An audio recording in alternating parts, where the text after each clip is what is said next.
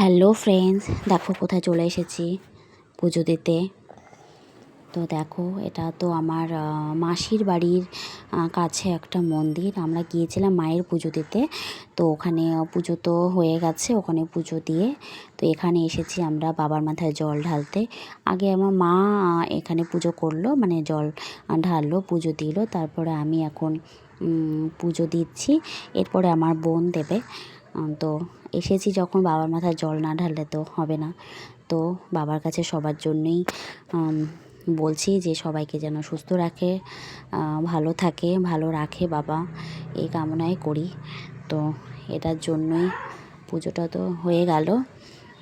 তো সবাই দেখো, আর লোকেশনটা কোথায় তোমরা যদি জানো তো আমাকে কমেন্টে অবশ্যই, পরে একটা লং ভিডিও আসবে, সেখানে আমি বলে দেবো অবশ্যই যে এটা কোন জায়গা। তোমরা যদি জানো তোমরা বলতে পারো।